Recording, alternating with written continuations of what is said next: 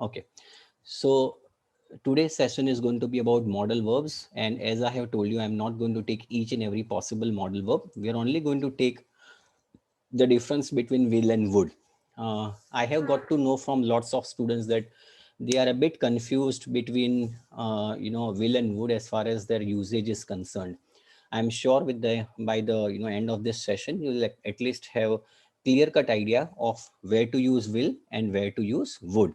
It's a very important, these are very important modal verbs, and they are utilized in each and every part of your English. They are utilized in speaking and writing and everywhere. So the knowledge of this will definitely help you out to improve your English and will make you commit lesser mistakes while writing and speaking. Okay. Now, first and the foremost thing, what is will? For example, will is always going to be used for future. So, for example, there are three fundamental usages of will. The first one is to make a prediction. For example we will be in Hong Kong by 8 PM tomorrow. तो मैं ये prediction कर रहा हूँ तो मैं कल 8 बजे तक हांगकॉन्ग पहुंच जाऊंगा. So the first usages of will is going to be predicting something about the future. तीन यूजेजेस है, बिल्कुल गौर से सुनिएगा. And I want you people to always jot the points on the piece of paper और notebook. मैं समझता हूँ कि ये इसका वीडियो रिकॉर्डिंग आपको मिलेगा, लेकिन अगर आपने लिखा होगा तो आपको ज्यादा याद रहेगा when you want to recall in the future. Okay, so the first usage of will is to predict something in the future. दूसरा जो usage है is to give your decision. For example, अगर आप किसी होटल में जाते हो and आपको शायद ज़्यादा भूख आप ज़्यादा हंग्री नहीं हो, आपने सिर्फ सिर्फ जूस पीना है या फिर सूप पीना है, तो अगर आपको वेटर पूछता है कि भाई आप सर क्या खाना क्या लोगे, तो आप बोलोगे I am not hungry, so I will just have an orange juice. I will just have an orange juice. So you are giving your decision. सो दूसरा जो यूजेज है विल का is to give your decision. And the third advantage or third usages of will is to give promise. For example I will send you all the details by email. अगर आपने किसी से inquiry की है और अगर वो आप बोलते हैं कि आप मुझे सारी डिटेल्स ईमेल पे भेज दीजिए, तो आप बोलते हो, उनको प्रॉमिस करते हो, yes I will send you all the details bye email. I'll definitely give you a call tomorrow. So these are three very important usages of will. First is to do prediction. याद रखना है आपको. दूसरा, अगर आपको कोई decision लेना है, सब फ्यूचर की बात है, याद रखना है. will is always going to be used for future. It can never be used for the past. ये चीज याद रखनी है. और तीसरा जो काम है will का is to put something in promise. However, would जो है वो past tense है will का. It is always going to be used as a past tense. उसी सेंटेंस को अगर मुझे पास्ट में बोलना है तो मैं ऐसा कह सकता हूँ, we thought we would be in Hong Kong by 8 PM. ये सारी चीजें पास्ट में हो गई है. हमने ऐसा सोचा था कि हम हांगकांग 8 बजे पहुंच जाएंगे, शायद पहुंच नहीं पाए, बट आपने ऐसा बोल दिया था किसी को कि भाई मैं 8 बजे पहुंचेंगे, पहुंच नहीं पाए कल, मतलब यस्टरडे, तो आप कहोगे we thought we would be in Hong Kong by 8 PM. उसी चीज को, for example if I want to have decision वाला जो सेंटेंस था विल का, उसी चीज को अगर पास्ट में बोलना है with the help of would, I wasn't hungry so I said that I would just have an orange juice. मैं भूखा नहीं था कल. आप अगर आपका दोस्त पूछता है भाई कल आप होटल में गए थे तो आपने सिर्फ ऑरेंज जूस क्यों मांगा, तो आपने बोला कि भाई आई wasn't hungry so I said that I would just have an orange juice. And the third advantage or third usages of will उसी चीज के लिए, प्रॉमिस के लिए, लेकिन पास्ट में. She said she would send me all the details by email. उसने ऐसा बोला था कि वो सारी डिटेल्स मुझे ईमेल पे भेज देंगे. So these are the basic usages of will and would. वापस कहना चाहूंगा, will is always utilized for future. तीन चीजों के लिए, prediction, decision and promise. उसी चीज को अगर past में कहना है तो it is going to be, you are going to use would. Is it clear up to this point of time students? Clear हो गया सारी चीजें? बहुत सिंपल है. आप, मैं चाहूंगा ये चीज आप वापस इसकी कोई मिस्टेक ना करें, तो इसको समझना जरूरी है. Any questions, any doubt students? I hope it is understood to you everybody. Yes और नो? वेरी गुड, सिंपल सी बात है. Very nice, excellent. I want your would is always going to be used for the past. Madhubala, clear? जब वही चीज को अगर past में कहना है तो वुड का इस्तेमाल करना है. अगर भविष्य में कहना है तो you are going to utilize will. Okay, now the other important thing that I would like to say is that ये थोड़ा सा अटपटा है. वुड, विल और वुड का इस्तेमाल कंडीशनल्स में भी होता है. Now there is a separate session for conditionals. लेकिन मैं पहले एक चीज बताना चाहूंगा कि कंडीशनल्स क्या है. कोई भी सेंटेंस अगर इफ से स्टार्ट होता है, if a sentence starts with if, then it is the sentence is called a conditional sentence. There are 4 types of conditional: first conditional, second conditional, third conditional, fourth conditional, but we are not going to go into the detail of that. लेकिन इसको मैं चाहूंगा आप सारे लोग, काफी लोगों को इसका नॉलेज नहीं होगा कि विल और वुड का कंडीशनल्स में कैसे इस्तेमाल होता है. अगर कोई सेंटेंस इफ से स्टार्ट होता है, if a sentence starts with if, और अगर आपको रियल सिचुएशंस कहनी है, फॉर एग्जांपल अ सिचुएशन जो होने वाली है, जो पॉसिबल है, जो मुमकिन है, तो आप विल का इस्तेमाल करोगे. For example, if it rains tomorrow I will bring my umbrella. अगर कल बारिश होती है तो मैं अपना अम्ब्रेला लाऊंगा. So you are talking about a situation that may occur, तो आप इस्तेमाल करोगे विल का. If Rahul stops playing video games his grades will improve. अगर राहुल वीडियो गेम खेलना बंद कर देगा तो उसके ग्रेड्स इंप्रूव हो सकते हैं. आप इतना याद रखो कि you are talking about the future. अभी शायद ऐसा है कि राहुल वीडियो गेम्स खेल रहा है और उसके ग्रेड्स बहुत खराब आ रहे हैं, तो आप किसी को बोलते हो भाई if Rahul stops playing video games his grades will improve. तो याद रखना है, रियल सिचुएशंस जो होने वाली है उसके लिए, जो हो सकती है या फिर होने वाली है, उसके लिए आप इस्तेमाल करोगे विल का. लेकिन वुड का जो इस्तेमाल है वो उसलिए दो चीजों के लिए होता है. नंबर 1, अनरियल सिचुएशन के लिए, मतलब जो मुमकिन नहीं है, न होने वाली है, तो आप इस्तेमाल कर सकते हो. जैसे कि if I had wings I would fly all over the world. If I had wings I would fly all over the world. अगर मेरे पास विंग्स होती, पंख होते, तो मैं पूरी दुनिया घूम आता. लेकिन इत्तेफाक की बात यह है कि ना मेरे पास विंग्स है और ना ही मैं दुनिया घूम पाऊंगा क्योंकि मेरे पास विंग्स नहीं है. So when you talk about unreal situation, ऐसी चीज जो नहीं हो सकती, इमेजिनरी है, तो आप इस्तेमाल करोगे वुड का. याद रखना है, विल में ऐसी सिचुएशन है जो रियल है, जो होने वाली है, हो सकती है. लेकिन अगर इमेजिनरी सिचुएशन है जो शायद नहीं होने वाली, तब आप इस्तेमाल करोगे वुड का. This is very important usages of would. So it is ये चीज आपको समझना जरूरी है. दूसरा जो फॉर एग्जाम्पल मैं देना चाहूंगा, ये इसका इस्तेमाल बहुत समझना जरूरी है. If Rahul stop playing video games his grades would improve. I would want that if somebody could explain me this. इसका मतलब क्या है? Can somebody explain me this? If Rahul stopped playing video games, ये ग्रामर इस्तेमाल करना बहुत जरूरी है. If Rahul stopped playing video games, his grades would improve. Stopped है, so इसका मतलब ये हुआ कि past tense का इस्तेमाल किया है. इसका मतलब क्या हुआ? I want somebody to unmute. मैं किसी को unmute कर सकता हूं और मुझे समझाने की कोशिश कर सकते हैं कि इसका मतलब क्या है. Can anybody help me out with this? Yes, you can write in the chat box, sir. मैं इसको समझाना चाहूंगा. Yeah, Rushika wants to explain. Rushika, yeah, would you like to explain? Let me unmute you. 2 minute लगेंगे. Yeah, Rushika, can you explain? Yes sir. Yeah, please. Sir first situation है तो उसमें ऐसा है कि अगर वो वीडियो गेम प्ले करना अभी स्टॉप कर देगा तो फ्यूचर में उसके ग्रेड्स बढ़ेंगे. एंड द नहीं. सेकंड वन, हाँ, सेकंड में क्या है? ठीक है, चलो. हाँ, हाँ, and the second one is कि अगर उसने वीडियो गेम प्ले करना बंद कर दिया होता तो उसके ग्रेड इंप्रूव हो गए होते. नहीं, वो चीज है ना Rushika, that will come down in the third part. मैं वो चीज पे आता हूँ. ये थोड़ा सा अटपटा है. Okay, but well tried Rushika. I come to that part also. ये जो रुशिका ने समझाया, ये ऐसी चीज है जो इमेजिनरी है. इमेजिनरी मतलब ये कभी नहीं होने वाली. लेकिन ग्रामर इसका देखो क्या है. If Rahul stop playing video games his grades would improve. मैं सारे लोगों को कहूंगा कि इसको गौर से सुने और समझे. इसका मतलब ये हुआ, फॉर एग्जाम्पल, ना तो वो राहुल वीडियो गेम खेलना बंद करेगा, ना ही उसके ग्रेड्स इंप्रूव होंगे. जैसे कि अगर कोई फॉर एग्जाम्पल नोटोरियस क्रिमिनल है, कोई ऐसा क्रिमिनल है जो चोरी करता ही रहता है और और वो पकड़ा ही जाता है, तो हम कैसा कह सकते हैं कि for example if Rahul stop stealing things he would improve. तो इसका मतलब ये हुआ कि राहुल ना तो चुराना बंद करेगा, ना ही वो इम्प्रूव हो पाएगा. तो ये इमेजिनरी सिचुएशन है. ग्रामर इसका ये है. रुशिका ने जो हमें समझाया कि फॉर एग्जांपल सर अगर वो ऐसा करेगा तो उसके ग्रेड्स इंप्रूव हो सकते हैं, उसके लिए है तीसरी चीज. मैं ये बताना चाहूंगा कंडीशंस पास की. उसके लिए रुशिका ने जो बताया उसका एग्जांपल ये है. If Rahul had stopped playing video games his grades would have improved।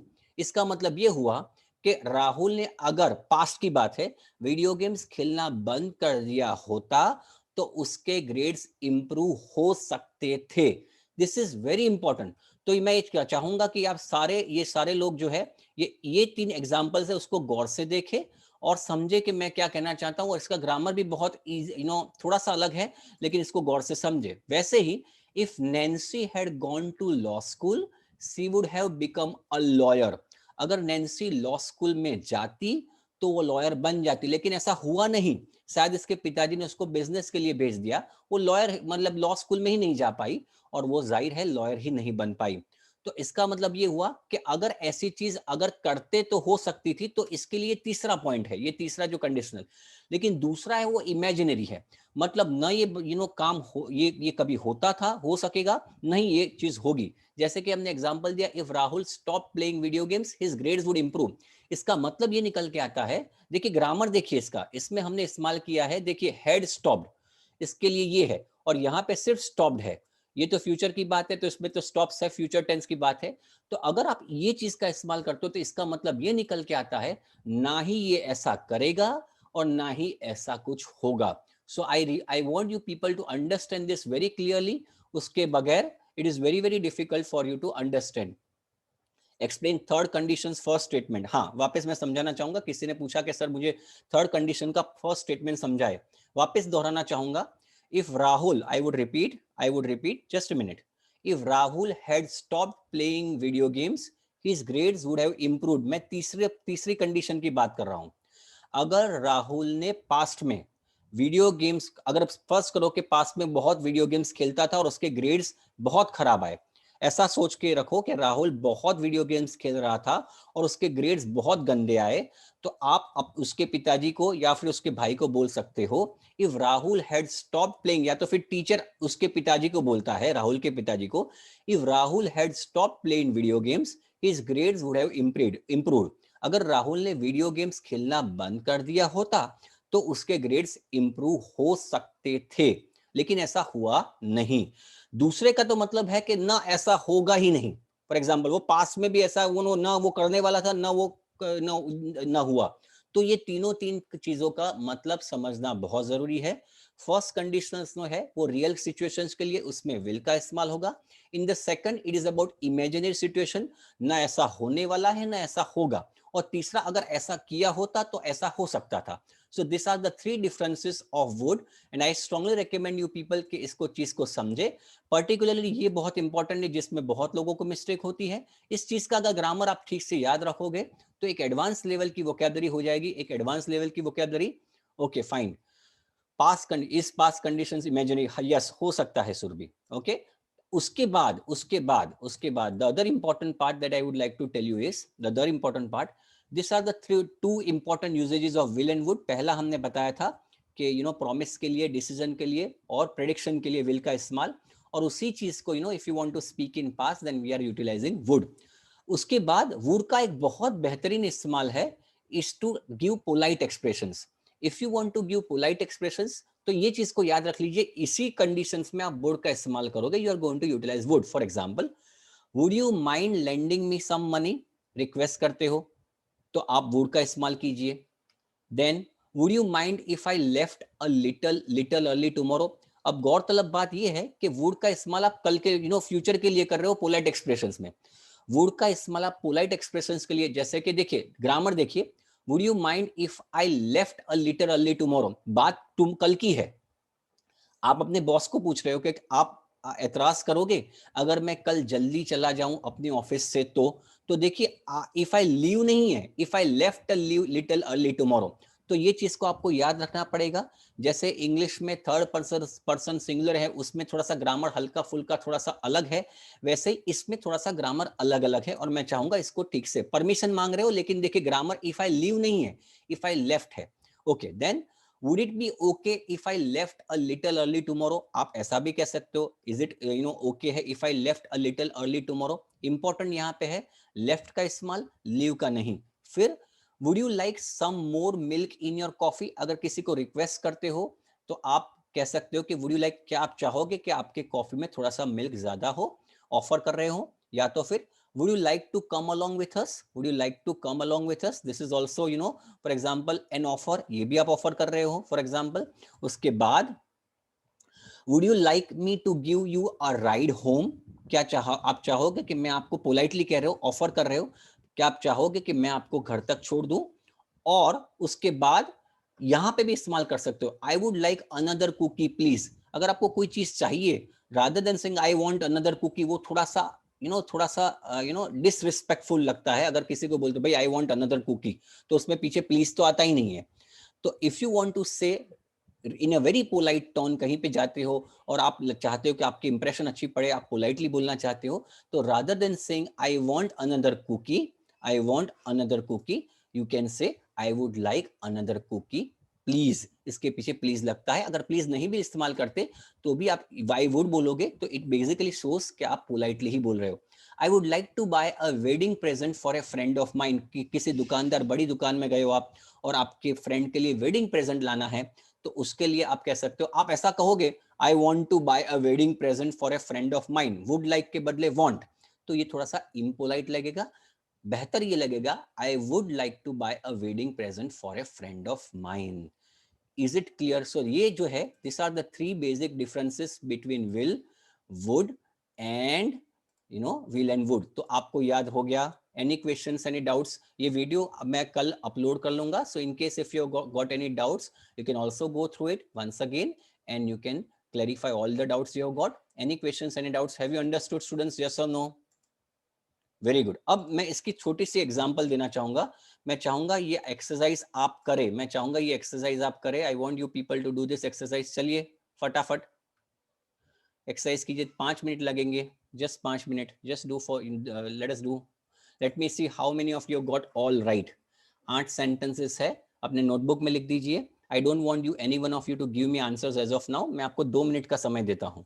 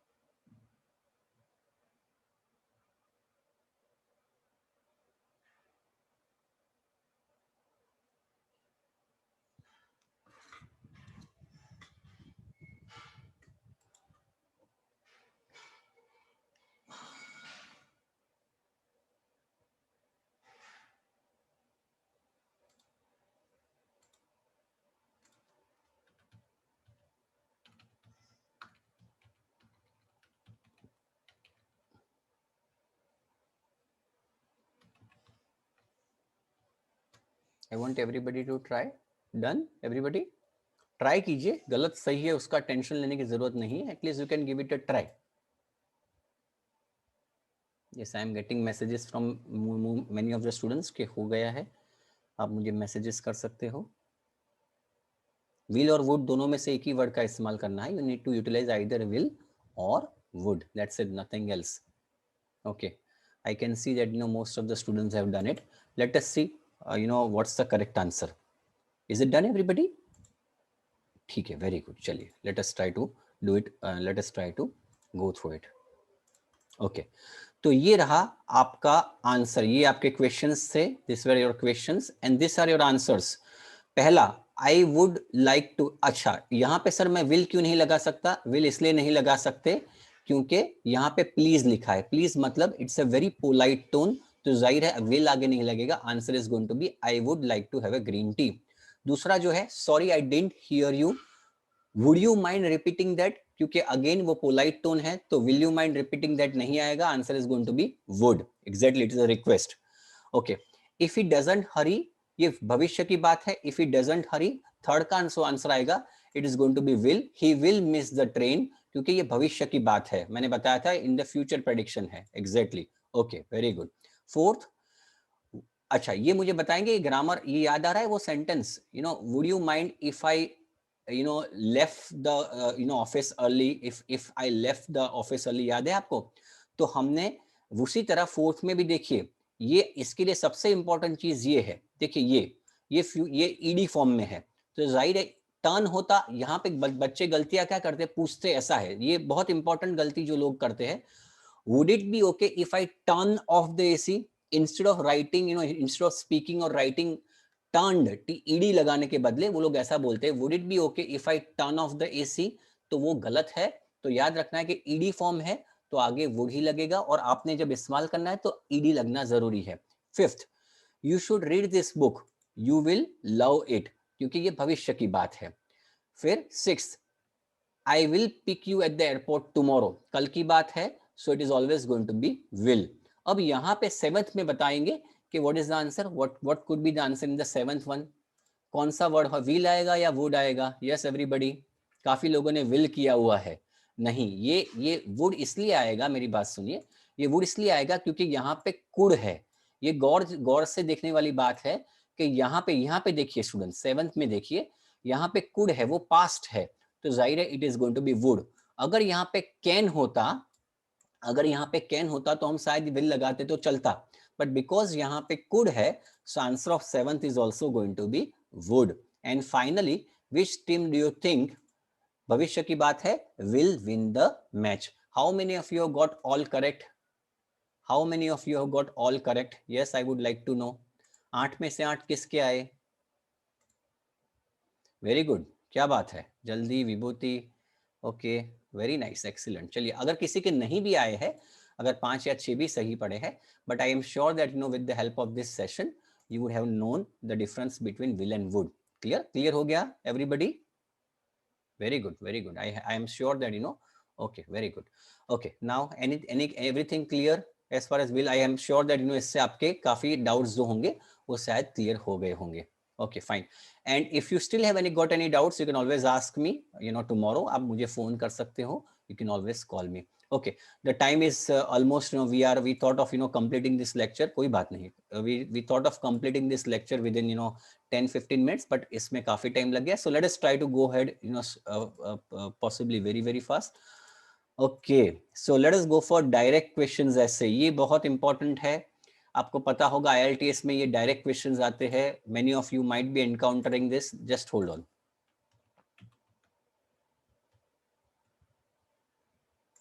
Okay, so these are direct questions ऐसे lessons for IELTS, और ये बहुत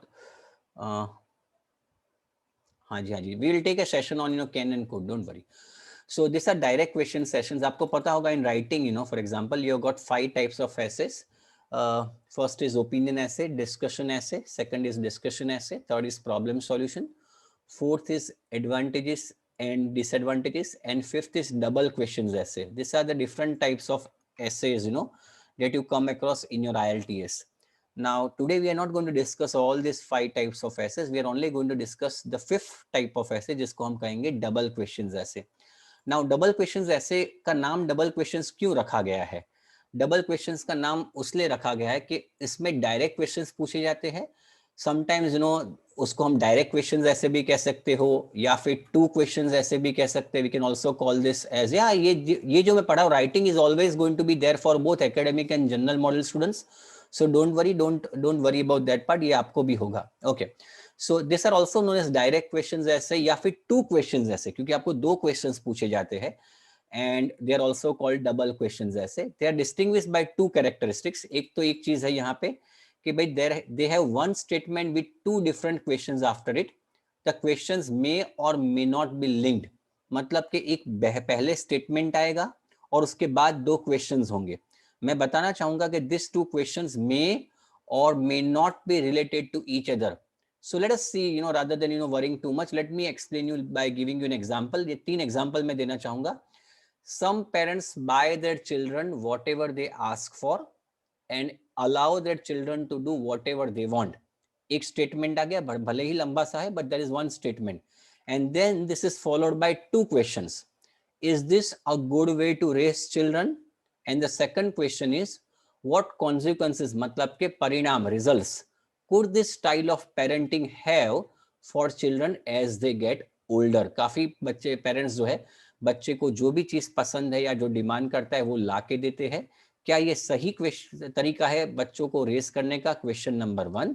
व्हाट रिजल्ट्स, इससे क्या रिजल्ट्स होगा बच्चों पे इस टाइप की पेरेंटिंग पे? So this is one example. दूसरा एग्जांपल देना चाहूंगा, फॉसिल फ्यूल्स मतलब के कोल, डीजल, पेट्रोल, अदानी का जो गैस आता है उसको भी हम फॉसिल फ्यूल्स कहेंगे, are essential for producing electricity, powering industry and fueling transportation. However, one day will reach a point when all the world's fossil fuels have been depleted. एक समय आएगा जब सारे fossil fuels लुप्त हो जाएंगे, खत्म हो जाएंगे. Question number 1, how can we conserve this resources, इसको हम कैसे कंजर्व कर सकते हैं? और दूसरा, what are some alternatives to fossil fuels, इसके क्या ऑप्शंस है हमारे पास अगर ये फॉसिल फ्यूल्स खत्म हो जाते हैं? What are the options that we are left out with? And the third one is, example देना चाहूंगा, the arts including art, music and theater are considered to be important in society. ये सारी चीजें society में important है. Do you think the arts still have a place among our modern lifestyle? Question number, क्या arts की जगह अभी भी है हमारी मॉडर्न लाइफस्टाइल में? और दूसरा क्वेश्चन है, should the arts be included in the school curriculum? क्या आर्ट्स को स्कूल करिकुलम में इस्तेमाल या इंक्लूड करना चाहिए या नहीं चाहिए? कहने वाली बात यह है कि you will always be having one statement followed by two questions. मेरे आज तक के IELTS के कार्यकाल में बहुत रेयरली ऐसा हुआ है कि वन क्वेश्चन ऐसे आया है. But even if one question essay comes, you still need to write 4 paragraphs. But most of the times you will always be having 2 questions. ऐसे मैंने तीन एग्जाम्पल में आपको दिखाया कि there is a statement followed by 2 questions. पहले ये समझने की जरूरत है, इसको हम कहेंगे direct questions essay. Now how to write this? पहली मिस्टेक्स क्या होती है, ये अब सोचने वाली बात है कि इसमें मिस्टेक क्या होती है. फर्स्ट मिस्टेक जो बच्चों की रहती है, not answering both questions fully. बच्चे क्या करते हैं कि एक क्वेश्चन का बेहतरीन जवाब दे देते हैं. बहुत रेयर केस में ऐसा भी होता है कि बच्चे मिस कर देते हैं. For example they miss out the second question. लेकिन अगर दोनों के बारे में लिखते भी है, then equal justice or enough material is not provided in one of the questions, thereby leading to a very poor score. तो पहली गलती ये नहीं होनी चाहिए जो ज्यादातर काफी बच्चे करते हैं, वो ये that you should give justice to both the questions. You should not give importance to one question while giving lesser importance to the other question. याद रखना है कि सारे बैंड्स जो है उन दो क्वेश्चन के बीच में डिस्ट्रीब्यूटेड है. और दूसरी जो गलती करते हैं बच्चे, इंट्रोडक्शन में थीसिस स्टेटमेंट मतलब दूसरा स्टेटमेंट जो होता है, you should give answers to both the questions. आपका जो ऐसे है उसका इंट्रोडक्शन जो होता है उसमें second line, first line is paraphrasing, second line में उन दोनों क्वेश्चंस का जवाब देना अनिवार्य है. अगर ये दो मिस्टेक आप नहीं करोगे और या तो फिर करोगे, then you don't think of getting a good score in IELTS double question essay. तो मैंने वही चीज समझाई आपको, यही चीज आपको नहीं करनी है. दूसरी बात, you must outline everything you are going to write about in the introduction. ये बहुत इंपॉर्टेंट है जिसको हम थीसिस स्टेटमेंट कहेंगे. I believe that this is the second statement of your introduction. वापस कहना चाहूंगा, इन अ डायरेक्ट क्वेश्चन ऐसे या फिर डबल क्वेश्चन ऐसे या फिर 2 क्वेश्चन ऐसे, दोनों तीन टाइप ऑफ ऐसे के ये 3 नाम है. उसमें सिर्फ इंट्रोडक्शन में 2 ही स्टेटमेंट लिखने हैं. You only need to write 2 statements. First is paraphrasing and second is thesis statement.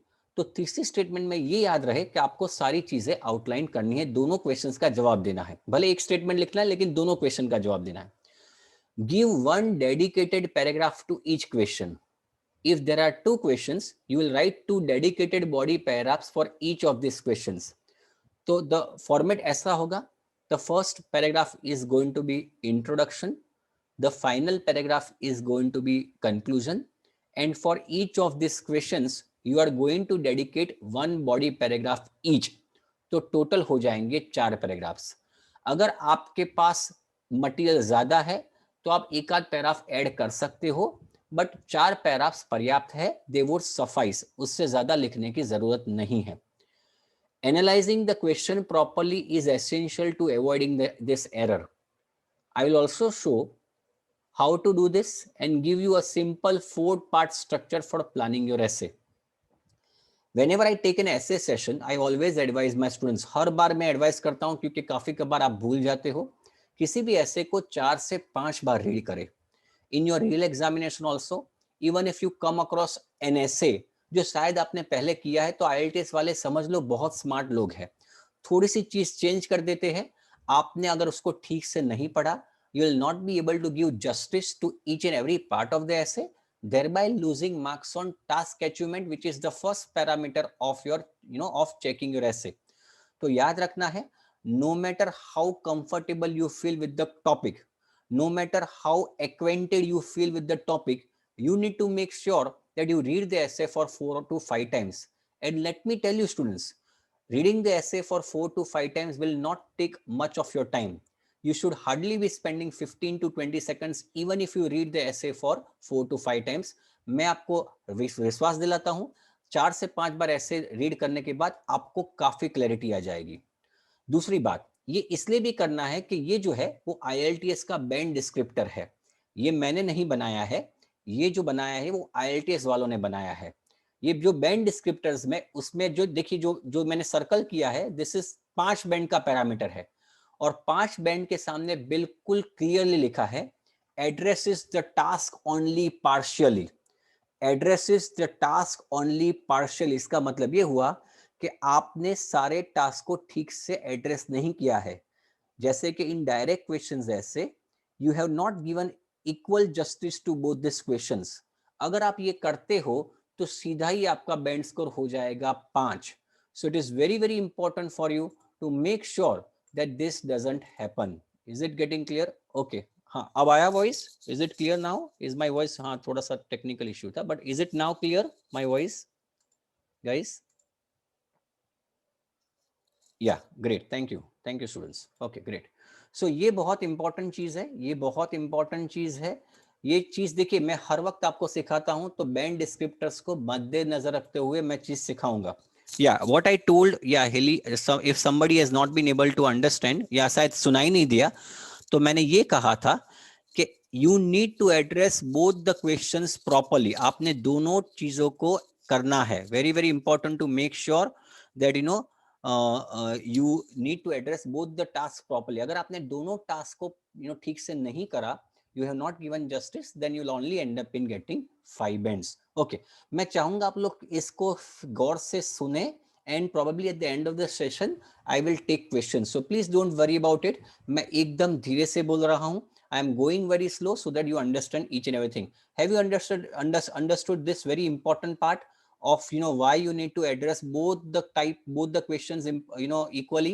क्योंकि IELTS वालों ने ही लिखा है कि, फॉर एग्जांपल, IELTS वालों ने ही लिखा है that you need to address both the task properly. Is it clear? Yes, any questions, any doubts students now?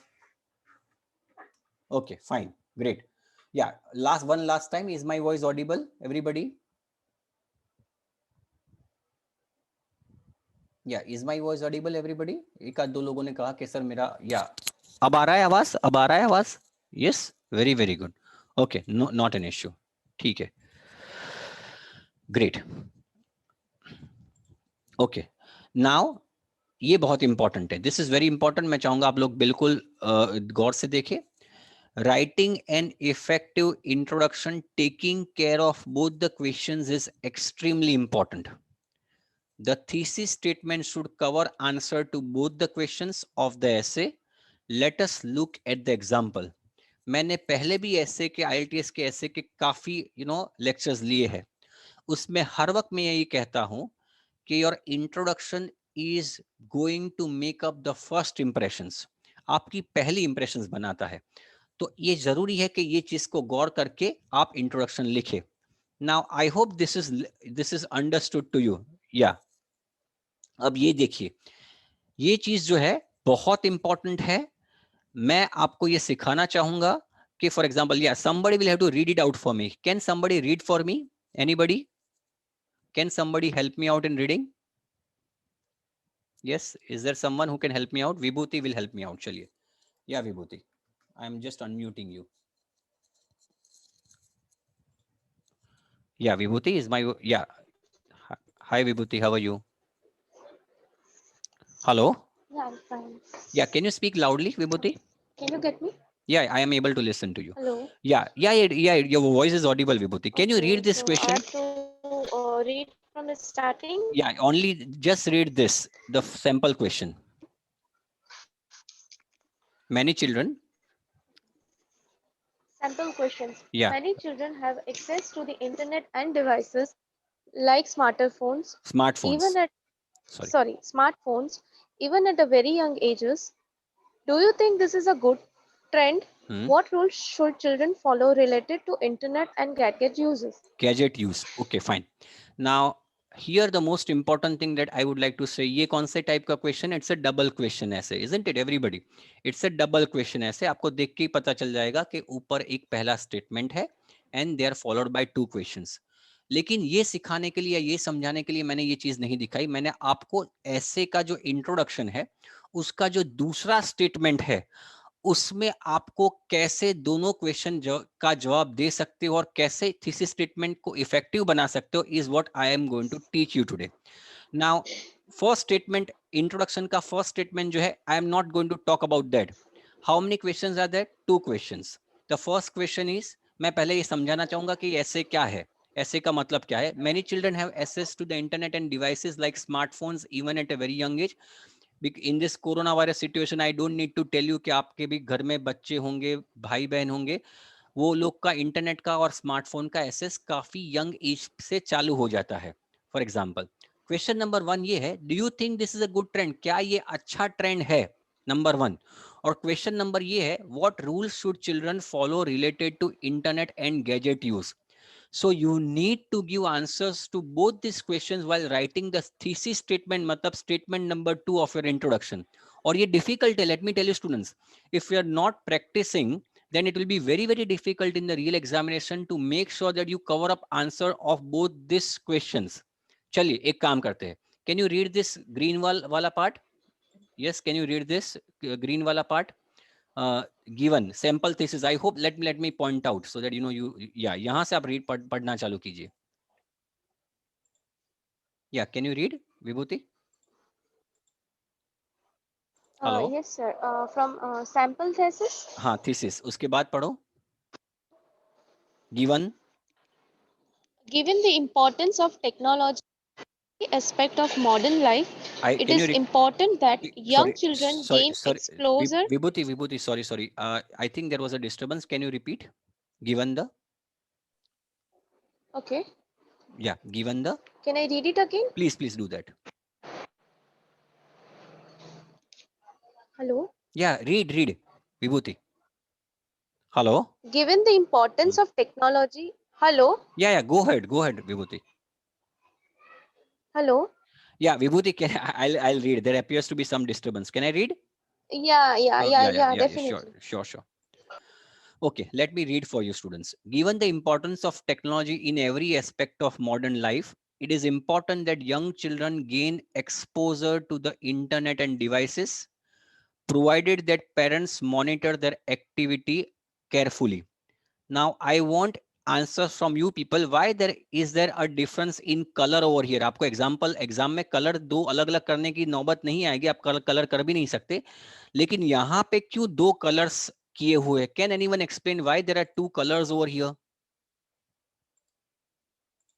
Can anyone explain why there are 2 colors over here? Very good. Can somebody explain me there are 2 colors over here? तो आप नहीं, आप गौर से देखो, उसको गौर से देखो और इसको कंपेयर करो. I want you to compare this green part with the first question. I want you to compare this green part with the first question and the purple part with the second question. और मुझे समझाने की कोशिश कीजिए कि ये देखो कितनी अच्छी तरह से they have taken care of both the questions. Purple gives the answer of the second question and green gives the answer of the first question, and this is very important for you to write. Clear? तो देखो पहले question का पहला क्या question है, do you think this is a good trend, का क्या आपको लगता है वो गुड ट्रेंड है?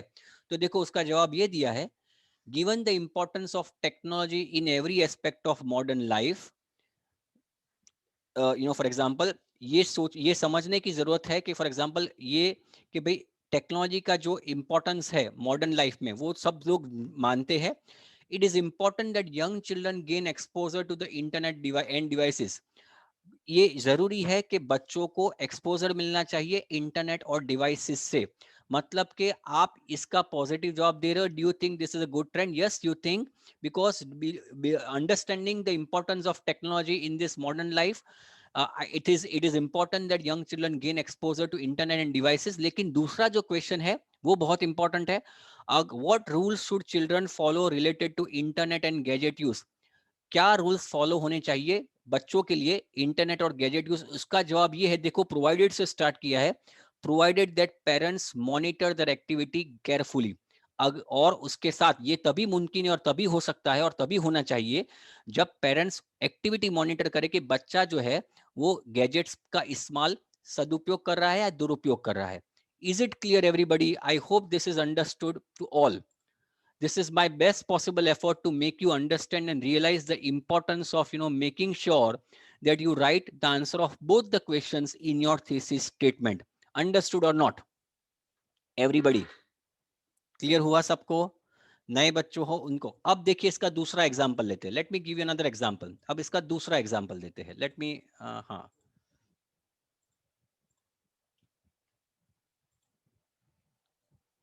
example number 2, it is predicted that robots are going to become increasingly important to our lives. How could robots be used in the future? Will this development be a positive or a negative development? ऐसा predict किया गया है कि robots का इस्तेमाल बहुत होने वाला है, भविष्य में ज्यादा होने वाला है। How could robots be used in the future, robots का इस्तेमाल भविष्य में कैसा होगा? Question number 1, will this development be a positive और ए नेगेटिव डेवलपमेंट, क्या ये डेवलपमेंट पॉजिटिव है या नेगेटिव होगा? दोनों का जवाब देखिए हम लोग इस आंसर से दिया है। Nowadays, robots are already a part of our lives, and experts predict that they will become even more prevalent in the coming years. So this statement is the paraphrasing. ये जो है, ये जो पहला statement है, this is the first statement, ये आपका ऐसे का statement है। तो what we have done is we have paraphrased it. Paraphrase का मतलब उसी चीज को हमने अलग language में लिखा है। The language is different, but meaning still remains the same. ना ही उसमें मैं टेंसेस का इस्तेमाल अलग अलग करूंगा, ना ही मैं टेंसेस का इस्तेमाल अलग अलग करूंगा, ना ही मैं फॉर एग्जांपल यहाँ पे लिखा है इंक्रीजिंगली इंपॉर्टेंट। तो एक चीज याद रखनी है कि पैराफ्रेजिंग आप करते हो तो जो उसका कंपेरेटिव डिग्री है, for example fast, faster, fastest, तो you need to make sure, या can you see students now? अब दिख रहा है आपको सबको? या is it clear now? Yeah, is it visible now, students? Okay, very good. Okay, great. Fine. So you can see that यहाँ पे भी ऐसा लिखा है कि become increasingly important. तो यहाँ पे increasingly ज्यादा बढ़ रहा है, तो उसी चीज का हमने यहाँ पे दोहराया कि become even more prevalent. So this is very very important.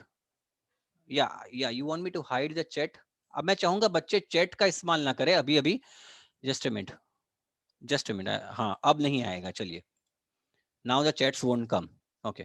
So nowadays robots are already, yeah, this is the first statement. अब यहाँ पे दो statement, how could robots be used in the future? Will this development be a positive or a negative development? तो आप and conjunction का भी इस्तेमाल करके एग्जामिनर को रूबरू बता सकते हो कि देखिए मैंने दोनों सवालों का जवाब दिया है। जैसे कि यहाँ पे लिखा है, I believe that robots can be used in hazardous jobs and medical field. This gives the answer of question number 1, how could robots be used in the future? In the future। और यहाँ पे and से देखिए, यहाँ पे देखिए मैंने and का इस्तेमाल किया है ताकि एग्जामिनर को लगे कि now I am going to give answer of question number 2, क्योंकि यहाँ पे क्वेश्चन ऐसा है कि will this be a positive और अ नेगेटिव डेवलपमेंट, तो मैंने लिखा है development will be a positive one for the humanity. Any questions, any doubt students? Have you understood it और नॉट? मैं चाहूंगा इसको वापस आप ठीक से देखें। नहीं, जरूरी नहीं Abhishek, you don't need to write positive and negative, but at least you can give your statement के ये पॉजिटिव है या नेगेटिव है, उतना आपको करना पड़ेगा। बोलिए, any questions, any doubt students? I hope let us go step by step. It should be very, very clear to you what I am trying to explain. Yeah, is my voice audible now? Okay, great. Have you understood, students, now? Any questions, any doubts? Okay, now let us try to take, yeah. Okay, now let us go one step further. आगे बढ़ते हैं। ऐसे structure कैसा होना चाहिए? Let us look at the essay structure straight away. You can use it to write any IELTS double question essay. It is easy to learn and will enable you to quickly plan and write a high level essay. तो वापस plan कैसा होना चाहिए? Introduction में सिर्फ 2 sentences की जरूरत है।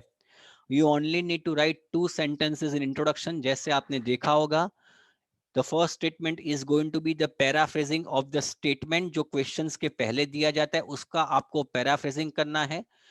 हिंदी में बात करें तो पैराफ्रेजिंग का मतलब होता है उसी चीज को दोहराना है, मीनिंग सेम होना चाहिए, सेंटेंस स्ट्रक्चर शायद चेंज हो सकता है।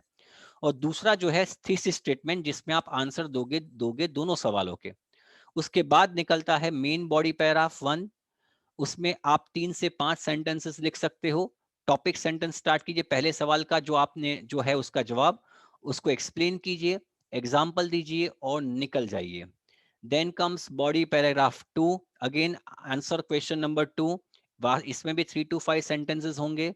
Topic sentence, you need to give your answer, जो क्वेश्चन है पॉजिटिव डेवलपमेंट है या नेगेटिव डेवलपमेंट है, क्यों ऐसा है उसका एक्सप्लेन कीजिए, एग्जाम्पल दीजिए and move on to conclusion.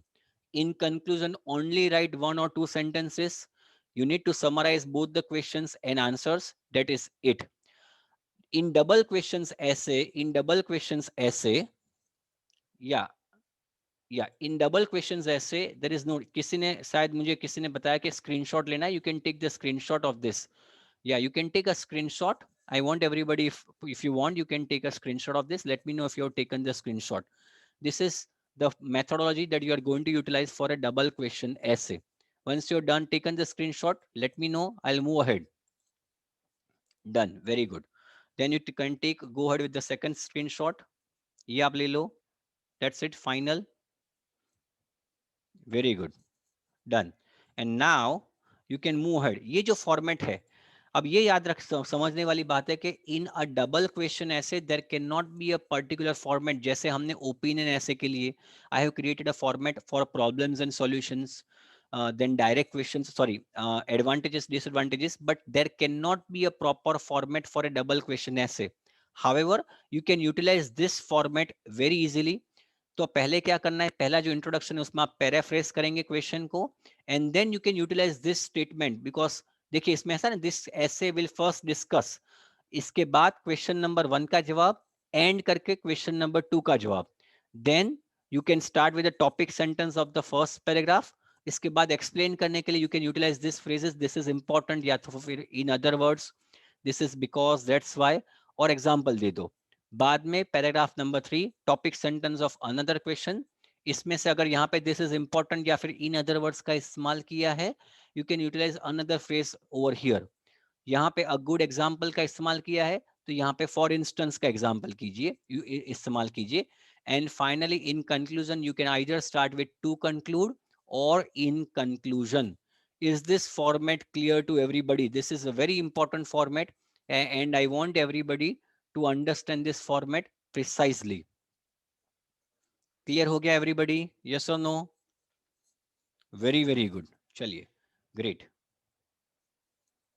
Okay, now let us take a small topic. Yeah, let us take a small topic.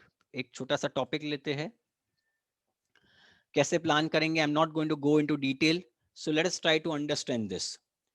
एक ऐसे का टॉपिक लेते हैं, let us understand how the entire essay can be written. Nowadays, the way people interact with each other has changed because of technology. In what ways has technology affected the type of relationships people make? Has this become a positive or negative development?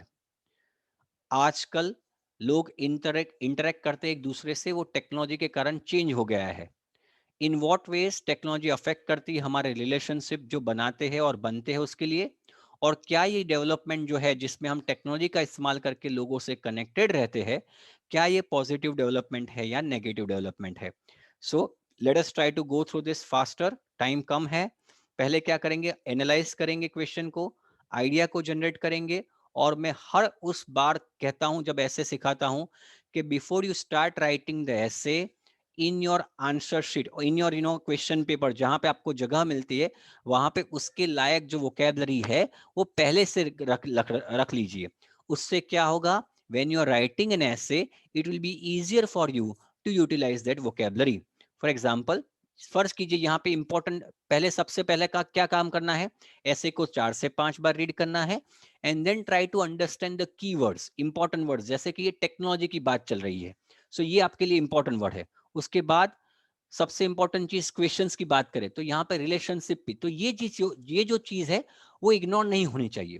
When you are writing in essay, make sure that this important keywords are not missed out by under any reason. तो यहाँ पे important relationship के बारे में बोलना है, और सबसे इंपॉर्टेंट चीज आपको ये बयां करना पड़ेगा clearly whether this development is a positive और a negative development. So I hope you have now realize that you will be writing 4 paragraphs, introduction, second paragraph answer of question number 1 followed by third paragraph body paragraph 2 जिसको हम कहेंगे, in which you are going to state whether this is a positive or a negative development. Okay, vocabulary का इस्तेमाल करेंगे, मैंने पहले भी बताया था कि you can always have vocabulary that you should write on the question paper. Question paper के इसलिए कह रहा हूं कि एग्जाम में आपके पास रफ शीट शायद हो ना हो, तो क्वेश्चन पेपर पे काफी ब्लैंक स्पेसेस रहते हैं, और क्वेश्चन पेपर को नीट रखने की जरूरत नहीं है। There are no extra bands that you are going to get by keeping the question paper neat and tidy. तो आप क्या करें कि वहां पे आप लिख सकते हो, you can write on the question paper, या you can write on the question paper. तो यहाँ पे वर्ड्स का इस्तेमाल कीजिए, यू कैन यूटिलाइज वर्ड्स, या you can write on question paper. So जैसे कि मॉडर्न एडवांसमेंट है, face to face, face to face का इस्तेमाल इसलिए होगा कि टेक्नोलॉजी है तो फेस टू फेस चला जाएगा। फिर सोशल मीडिया की जरूरत पड़ेगी, मायरेड मतलब बहुत सारे, लास्टिंग कनेक्शंस मतलब ऐसे कनेक्शंस जो बहुत सालों तक रहेंगे उसको कहेंगे lasting connections. Interactions, global village, आप लोग अपने हिसाब से भी वोकैबुलरी कर सकते हो, there is nothing to worry. Okay, then let us try to see how the essay has been written. Introduction की बात करें तो पहले क्या करेंगे, पैराफ्रेज करेंगे, we are going to paraphrase the question. Now I am going to give you time to paraphrase this sentence and write it over here. चलिए, and then I'll see whether the sentence being written by you is correct. आप मुझे chat box में रख सकते हो, मुझे जिसका भी अच्छा लगेगा या तो फिर जिसका मुझे दिखेगा अच्छी तरह से मैं वो यहाँ पे करूंगा। I want everybody to make sure that you paraphrase this statement. Nowadays, the way people interact with each other has changed because of technology. I want everyone to try, give it a try. इसको paraphrase करने की कोशिश कीजिए, ये exam में करना पड़ेगा आपको. So please do it. I'm giving you 1 or 2 minutes to do that.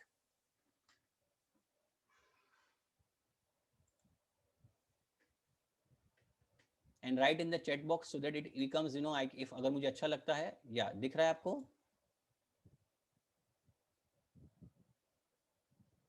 Nowadays, इसी first statement of your essay, introduction, so in which you are required to paraphrase. Let me know.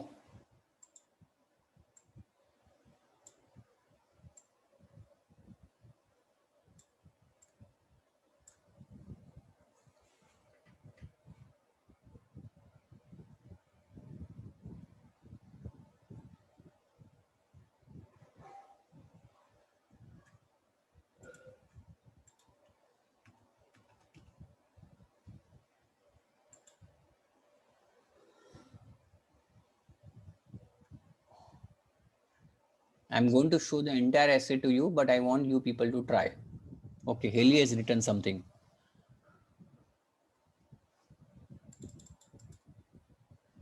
Just a minute.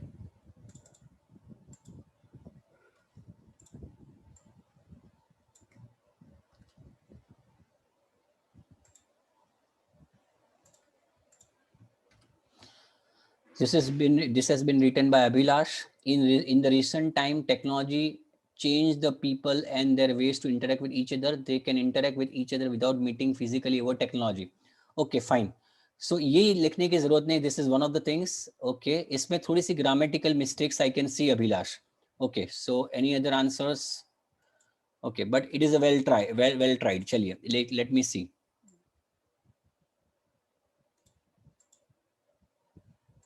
Haley has written something. Let me put it this way.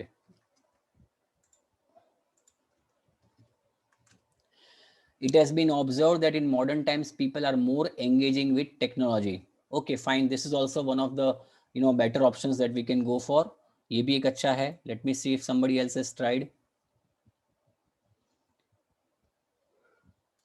Jaldi has written something. Let me get, say I'll not be able to show everything, so I am trying to जितना मुझे लग रहा है मैं वो try करता हूँ कि आपको दिखाऊं.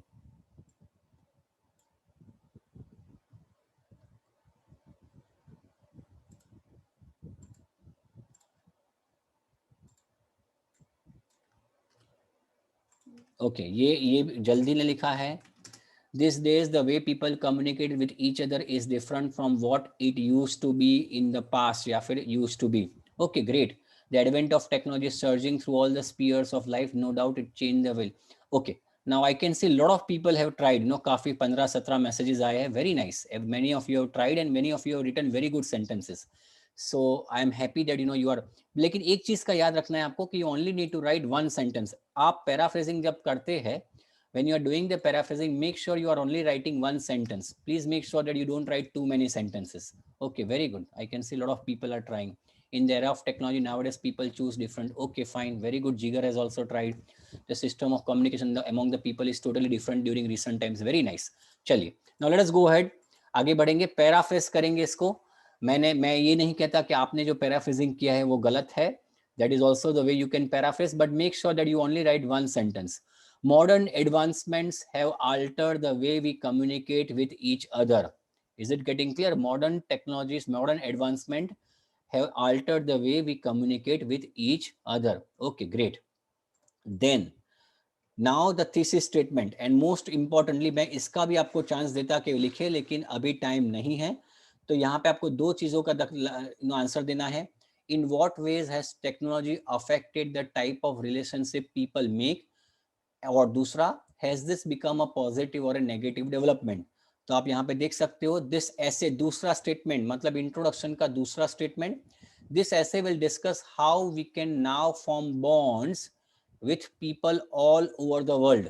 अब हम लोग बॉन्ड्स बना सकते हैं लोगों के साथ, रिलेशनशिप. पहले ऐसा था कि we were only confined to our relatives, या तो फिर हमारी सोसाइटी में या तो फिर हमारे शहर में जो रहते थे उनके साथ ही रिलेशनशिप बना सकते थे. But because of technology, we are able to form bonds with people all over the world. And then state that on the whole, और बाद में मैं ये कहूँगा, this is a very welcome development. Welcome development मतलब it's a positive development. So instead of saying it's a positive development, आप ये भी कह सकते हो it's a very welcome development. तो ये चीज आपको याद रखनी है, जहाँ पे पॉजिटिव चीज का इस्तेमाल करना है वहां पे आप वेलकम कर सकते हो. सो ये बहुत इंपॉर्टेंट है. अलग अलग तरीके हैं लिखने के, but this is something that you can utilize very importantly. Okay, then let us go faster. Body paragraph की बात करेंगे. Introduction ये पूरा हो गया. This is the entire introduction that you can say. Positive, negative में इसी. Yes, you can say. Yeah. Now this is the entire introduction. The bold part is the paraphrasing, and finally the second statement is the thesis statement. But I always, ये lecture जो है उसके लिए सबसे important चीज मैं ये कहना चाहूंगा कि जो इंट्रोडक्शन में जो दूसरा स्टेटमेंट है ये बहुत इंपॉर्टेंट है. Now let us talk about the paragraph. Body paragraph 1, इसमें कौन से सवाल का जवाब दूंगा? In what ways has technology affected the type of relationships people make. तो यहाँ पे उसका जवाब ये है, for the first time in human history people can communicate with someone they have never met before in a country they have never been to through the internet. पहली बार ऐसा हुआ है कि किसी आप लोग कम्युनिकेट कर सकते हो जिनको आप मिले भी नहीं हो, जो कंट्री में भी नहीं है. This may not be the same face to face friendships we traditionally form. ये पहले जैसा फेस टू फेस फ्रेंडशिप वाला बात नहीं है, but they are relationship that may last for the long time. But हम लोग शायद ऐसे रिलेशनशिप बना सकते हैं जो जिंदगी भर चले. फिर social media such as Facebook and Instagram provide a platform that allows us to find life partners for those who otherwise might live a lonely life. Facebook और सोशल मीडिया से आज हम पार्टनर्स ढूंढ सकते हैं, शायद अगर ये नहीं होते तो काफी लोग लोनली लाइफ शायद जीते. लास्ट में, further more, there are now IELTS groups on Facebook where students can help and support each other by providing helpful resources and feedbacks on essays. तो यहाँ पे हमने टेक्नोलॉजी कैसे अफेक्ट की है उसके बारे में कहा है कि हम लोग रिलेशनशिप सिर्फ अपने गांव या अपने शहर तक सीमित न रहते हुए हम लोग जिंदगी काफी बाहर से भी रिलेशनशिप बना सकते हैं और ऐसे रिलेशनशिप शायद जो जिंदगी भर चले. So this gives the answer of the first question. Let me tell you, this is not the only answer that can be possible. There are number of answers that you can go for. दूसरा statement, अब दूसरी बात, answer of question number 2 कि ये क्या positive development है या negative development है. तो हमने पहले ही कहा था कि इट्स अ वेलकम डेवलपमेंट. तो लिखा है overall this phenomenon has great benefits, principally encouraging tolerance of other cultures. हम जब एक दूसरे से कनेक्ट रहते हैं तो हम एक दूसरे के कल्चर को जानते हैं और एक दूसरे को कल्चर को समझने की कोशिश करते हैं और उसको फिर हम लोग टॉलरेट करते हैं.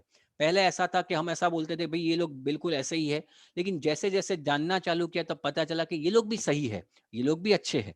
Before computers we hardly ever came across someone from another culture due to the geographical distance which is now made possible.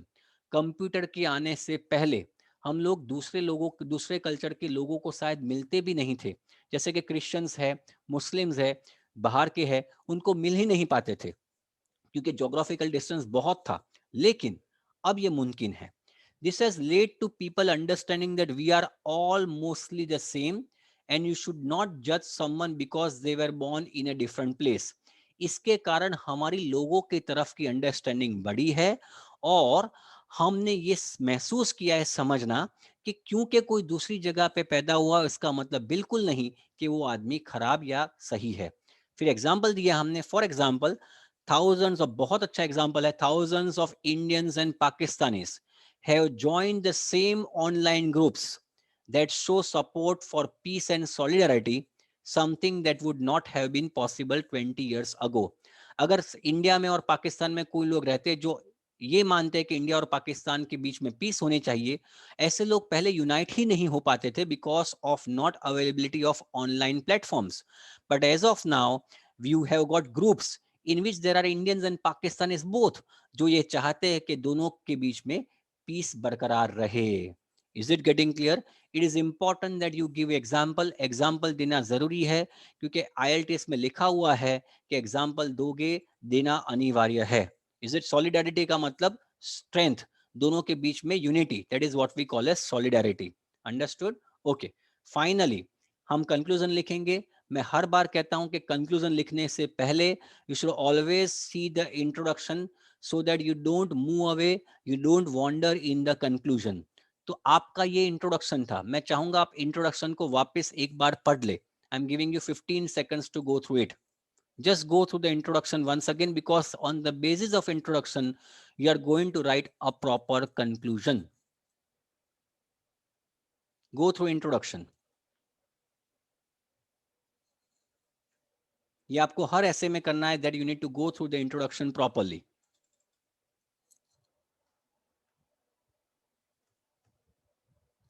Okay, now let me discuss the conclusion. Start कैसे करेंगे? In conclusion, the web has changed our interactions forever, making the world a global village where people can freely chat and form lasting connections.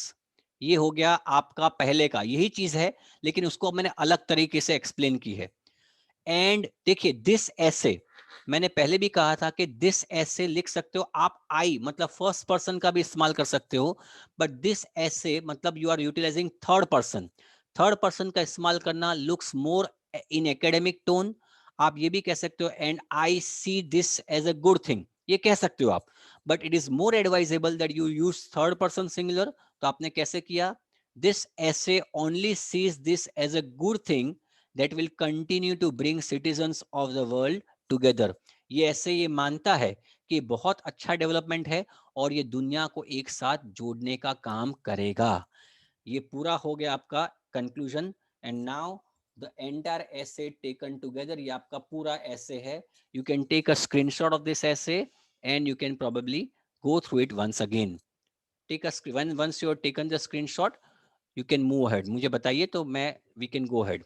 Once you have taken the screenshot. Done, everybody? Very good. Okay, fine. I hope the entire essay of, I hope you have understood the very nitty gritties of writing a double question essay. हमने यहाँ पे आज दो चीजें की. We did two things today. Number one, I explained you the difference between will and would. आपको याद रहना चाहिए कि will और would का इस्तेमाल कहाँ पे होना चाहिए. Will is going to be used for prediction, making decision or making, for example, promise. और उसी चीज को पास में कहना है कि would का इस्तेमाल करना है. वुड का हमने बाद में हमने एक कंडीशनल्स की बात की थी. विल, वुड में मैं चाहूंगा एक बार हो सके तो वीडियो को वापस देखना, so that if at all there are any doubts that may have been there in your mind, they can get cleared out. And finally अगर कोई रिक्वेस्ट करना है, पोलाइट एक्सप्रेशंस है, उसके लिए भी वुड का इस्तेमाल होता है. Then we went on to discuss double questions essays, जिसमें मैंने ये समझाया था कि आपने दोनों क्वेश्चंस को बिल्कुल ठीक से जवाब देना है, और एल्स 5 बैंड मिलेंगे, उसके बारे में मैंने आपको बताया था. And finally I led the emphasis on writing a proper thesis statement in a double question essay. I hope the things are clear as of now. Yes or no? I am almost done with my lecture. I hope you enjoyed the lecture and got new things to learn. Understood, everybody? Yes or no? Okay, thank you so much, students. Thank you so much. Yeah, great. Thank you, students. Thank you. Jigar, you can ask me, you can call me tomorrow. Is it fine? You can call me tomorrow. Yeah, you can call me tomorrow. Yes. Yeah, I'll be talking to you. Don't worry. Okay. Nice. Thank you so much, students. Thank you. It was great. It was great. Thank you so much. Thank you. Bye. Yeah, I'll upload this on the video on the YouTube. कल शाम तक ये upload हो जाएगा, तो अगर आपको वापस इसको देखना है तो you can go through it. Thank you so much.